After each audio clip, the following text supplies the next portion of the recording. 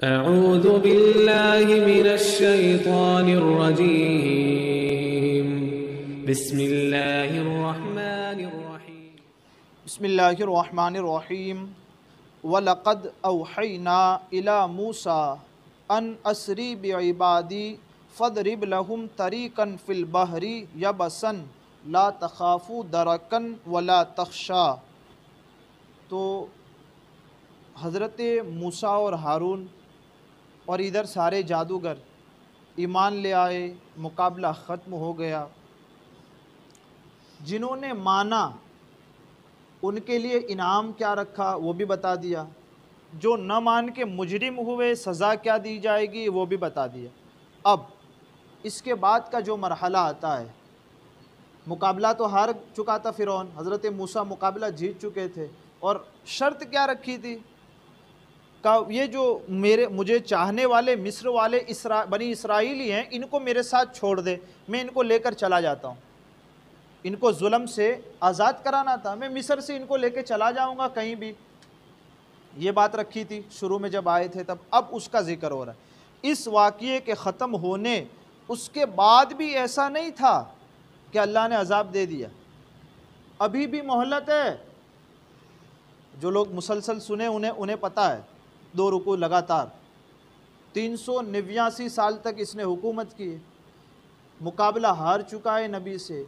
अब भी ऐसा नहीं था कि हारने के बाद अजाब आ चुका है, नहीं, अभी भी अल्लाह ने मोहलत दी उसको। कितने? 1-2 साल नहीं, 20 साल तक मोहलत दी अल्लाह ने उसको। 20 साल तक अभी अजाब रुका रहा, नहीं आया। अब जब जुल्म सितम हद दर्जा पहुंच चुका, अब अल्लाह ने आयत नाजिल फरमाई, ए मूसा वलक़द औहैना इला मूसा, बेशक हमने मूसा की तरफ वही भेजी, फरमान भेजा, अन असरी बिइबादी फ़दरिब लहुम तरीक़न फ़िल बहरी यबसन ला तख़ाफ़ू दरकन वला तख़शा, के रातों रात मेरे बंदों को लेकर चलो। अब हिजरत का हुक्म अब आ रहा है। अब यहाँ से पता चला, देखे जुल्म और सितम बराबर है, लेकिन हज़रत मूसा निकल नहीं रहे। निकल कब रहे? कहा जब मेरे रब की मर्जी होगी उस वक्त मूसा कदम उठाएगा। या जुल्म और सितम हो, लेकिन कहा मेरा मौला जिस हाल में मुझे रखना चाहता है मैं उसी हाल में राजी रहना चाहता हूँ। हज़रत मूसा अलैहिस्सलाम ने मिस्र नहीं छोड़ा, अल्लाह के हुक्म के आने का इंतज़ार किया, और जब आ गया 20 साल के बाद। हुक्म कब आया? मुकाबला जीतने के 20 साल के बाद आया है। हज़रत मूसा अलैहिस्सलाम को हुक्म हुआ, मेरे जो बंदे ईमान ले आए उन सारे बंदों को लेकर चलो और उनके लिए दरिया में खुश्क रास्ता निकाल दो। सुभान अल्लाह।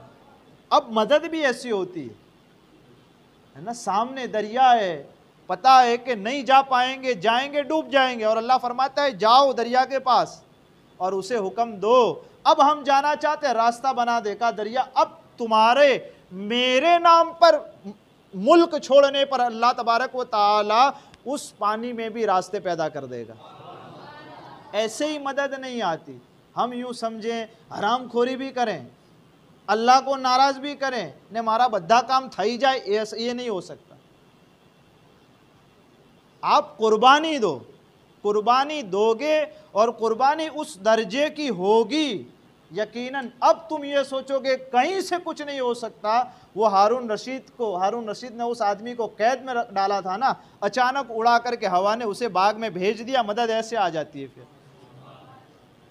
है ना। हम यूँ सोचते हैं सारे रास्ते बंद हो गए। इसी तरह मिस्र ख़त्म हुआ, पीछे पूरा फ़िरौन का लश्कर, अभी आएगा वो तस्करा आता है, उसको सुनते हैं। चलो और उनके लिए दरिया में खुश्क रास्ता निकाल दो, ला तख़ाफ़ू दरकन वला तख़शा, डर न होगा कि फ़िरौन तुम्हें पकड़ ले। इस बात से भी न डरना कि वो तुम्हें पकड़ लेगा, दरिया रुक जाएंगे, गिरेंगे तो मर जाओगे, और पीछे फ़िरौन का लश्कर है, आएगा तो वो भी पकड़ लेगा, तो मरना तो हर सूरत है, चाहे आगे गिरे चाहे पीछे गिरे, मरना तो है ही। अल्लाह फरमाता है डरना नहीं कि फ़िरौन तुम्हें पकड़ लेगा, मदद हमारी आने वाली है। ला तख़ाफ़ू दरकन वला तख़शा, और इस बात का भी डर न रखना कि कूदोगे दरिया में तो डूब के मर जाओगे, का वो नहीं, वो उससे भी बचा लेने वाले। न पीछे से मरोगे, न आगे गिरोगे तो मरोगे, हर जगह हमारी मदद तुम्हारे साथ होगी। लेकिन शर्त क्या है? शर्त ये है कि हमने जो कहा वो करोगे तो होगा। हमारी मर्जी के मुताबिक करोगे तो ही सब कुछ होगा, वरना फिर कुछ नहीं होगा। तुम्हारी फिरौन ने अपनी मर्जी की, मोहलत दी अल्लाह ने, फिर मोहलत दी अल्लाह ने, फिर मोहलत दी अल्लाह ने। बनी इसराइलियों ने कहा मौला तू जिस हाल में रखना चाहते हैं रहते हैं। अब फिरौन पीछे से आ रहा है, आगे दरिया है, बनी इसराइल को निकलना है। अल्लाह तबारक व तआला ने हुक्म क्या दिया मूसा को, उस दरिया से हुक्म देना तुम, मेरा हुक्म तुझे और तुम्हारा हुक्म दरिया पर चलेगा। उनसे कहना कि रास्ता दे दे हमको, दरिया अलग हो जाएगा और आपके लिए रास्ता बन जाएगा। ज़रा तसव्वुर करो ना, तालाब में रास्ता हमने नहीं देखा कहीं, बल्कि कुएं तक में हमने तो रास्ता नहीं देखा, और अल्लाह ने दरिया में रास्ता बना दिया। रब की मदद को हम यूँ समझते हैं हो जाती, ऐसे नहीं होती है। कमांडो हमारे आगे पीछे खड़े हो जाएंगे, ये मददें नहीं होती। वो क्या कर लेंगे, मौत को रोक लेंगे? कहा नहीं, वो रोक सकता मौत को कोई। ये ऐसी मददें होती है। हम यूँ समझते हैं कि मर जाएंगे, अब कोई रास्ता नहीं बचा। कहा न घबराओ, मरने हम भी तुम्हें नहीं देंगे, लेकिन शर्त ये चीज़ है। हज़रत मूसा अलैहिस्सलाम को हुक्म दे दिया आप निकल जाओ। किन को लेकर? कहा वो जो मेरे बंदे कुछ ईमान लेकर आए उनको लेकर आप निकल जाओ। निकलने का, मिस्र छोड़ने का हुक्म दे दिया। कितने थे?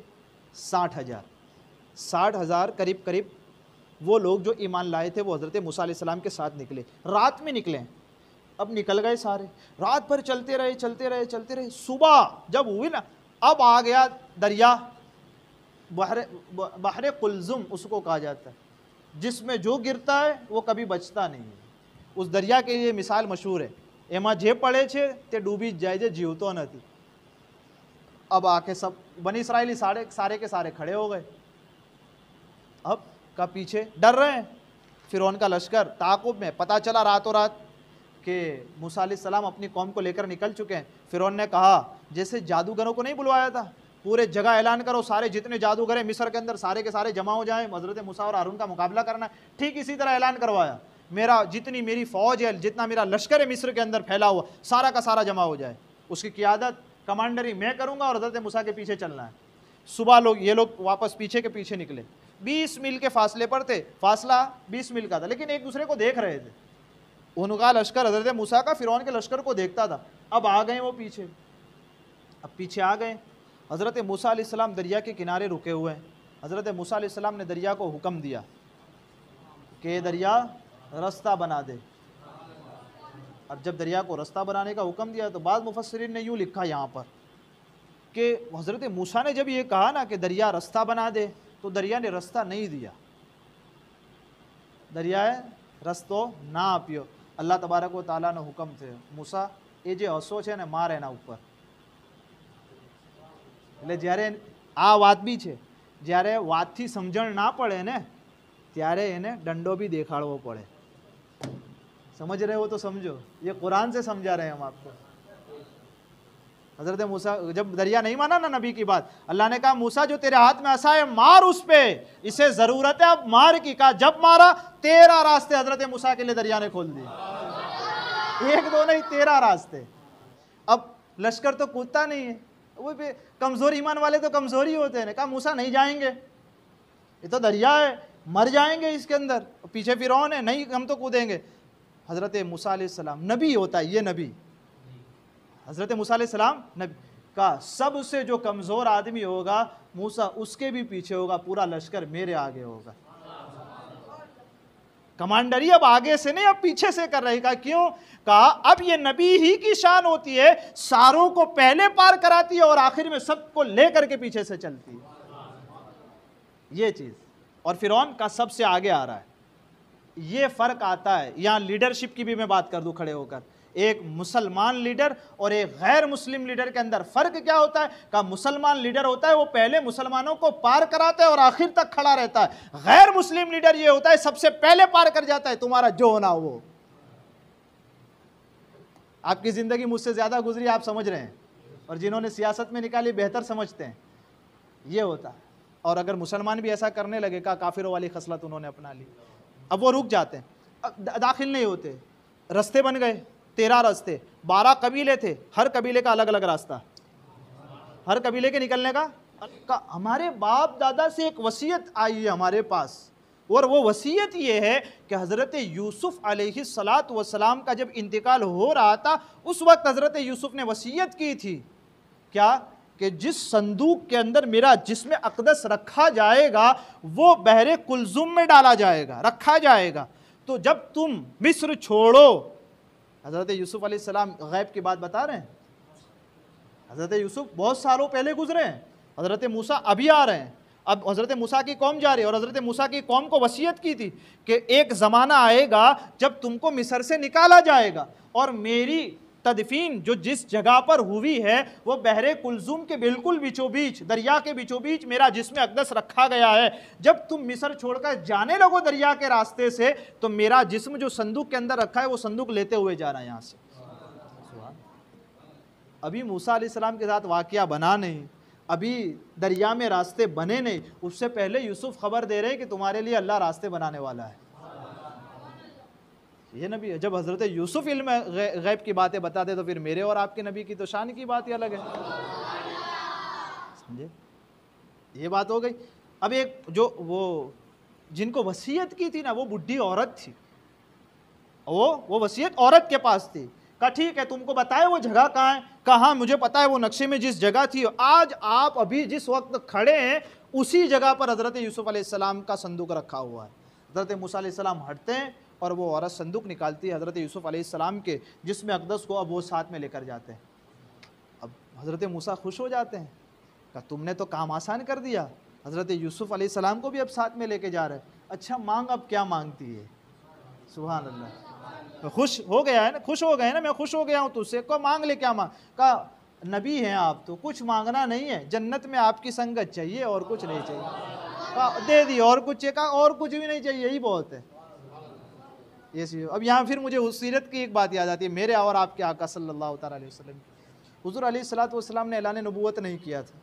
अबू बकर सिद्दीक़ रज़ियल्लाहु ताला अन्हु आपके दोस्त हैं और आप जा रहे हैं एक जगह से सफ़र करते हुए, तो भूख की शिद्दत की वजह से भूख महसूस होती है, तो एक घर दिखता है तो वहीं रुक जाते हैं।